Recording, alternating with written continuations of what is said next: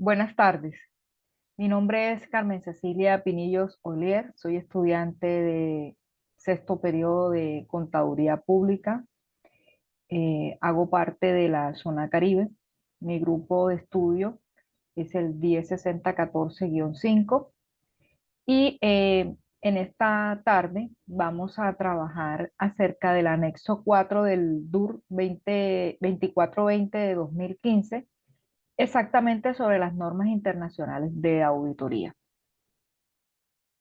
En este caso, a mí me asignaron el trabajo de las normas internacionales de auditoría. Entonces, brevemente estaremos haciendo un recuento sobre todas estas normas. Iniciamos con una definición y podemos definir las normas internacionales de auditoría como ese conjunto único de estándares que se aplican a las auditorías para todas las organizaciones como un componente básico estructurado en lo que tiene que ver con la arquitectura financiera mundial, de la cual pues es indispensable para cualquier auditor independiente.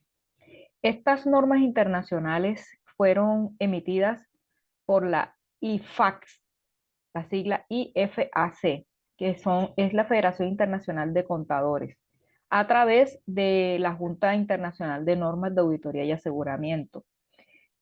Eh, Estos estándares de los que vamos a hablar ahorita ayudan a crear un lenguaje de auditoría común para que se fortalezcan todas las organizaciones que buscan promover la calidad de la auditoría y las habilidades de los auditores para trabajar en diferentes tipos de entidades cotizadas y privadas, grandes y pequeñas.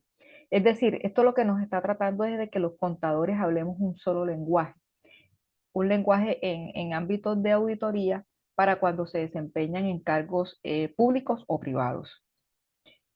Inicialmente vamos a desglosar estas NIAs, estas normas internacionales de auditoría en varios sectores, en varias partecitas. Y vamos a tratar de que cada parte se le define qué significa y qué se establece dentro de cada una de esas partecitas. Entonces, el primero serían los principios generales y la responsabilidad del auditor. Entonces, como primer principio de toda persona, como tal, debe ser la ética. De un contador, la ética es lo primordial. Entonces, para un contador auditor, eh, lo inicial sería la ética, el juicio profesional, el escepticismo profesional, la evidencia suficiente y adecuada, el riesgo de auditoría y la realización de las auditorías conforme a las normas internacionales de auditoría.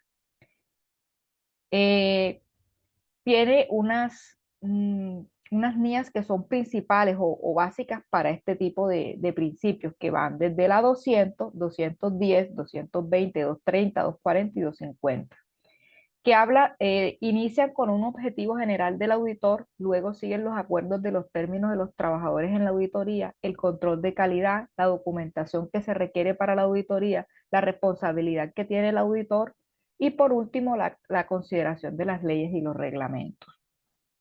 Seguidamente vamos a hablar de lo que son las evidencias de la auditoría.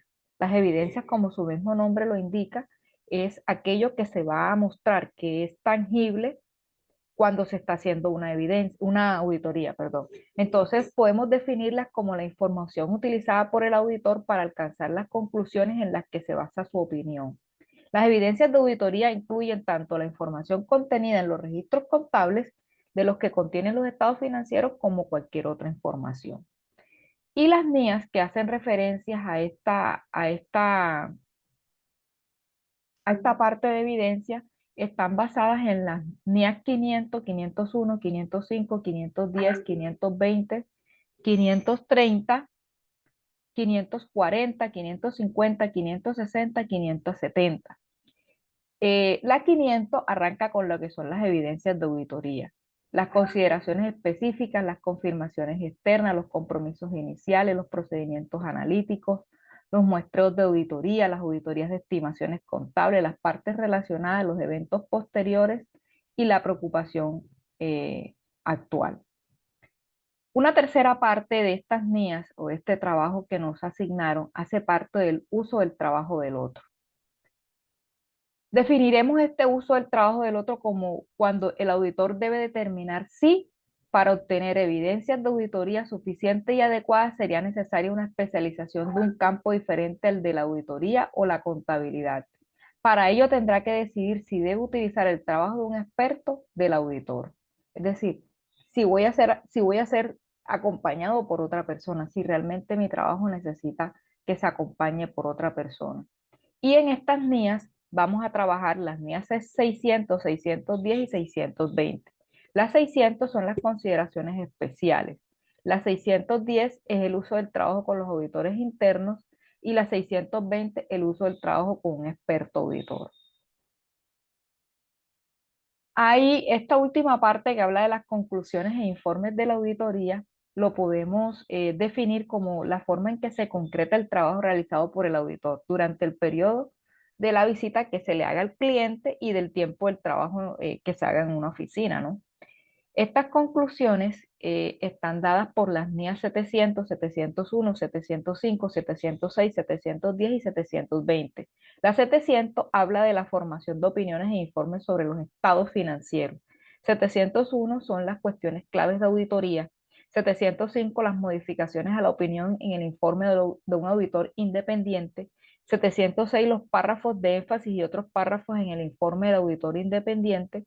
710 la información comparativa y 720 habla sobre la responsabilidad del auditor respecto a la información incluida en los documentos, o sea, lo que tiene que ver con a qué se hace responsable el auditor en el momento en que él firma una auditoría que él haga. Listo. Esto tiene como todo una parte final que es la evaluación de los riesgos y las respuestas a los riesgos evaluados. Y esta sería trata sobre la responsabilidad que tiene el auditor de identificar y valorar los riesgos de incorrección material de los estados financieros, mediante el conocimiento de la entidad y de su entorno incluido en el control interno de la entidad. Para ello se le aplican las NIAs 300, 315, 320, 330, 300, 402 y 450. En la 300 está la aplicación de una auditoría de estados financieros, en la 305 la identificación y la evaluación de los riesgos e incorrección del material. La 320 habla de la materialidad en la planificación y la realización de la auditoría.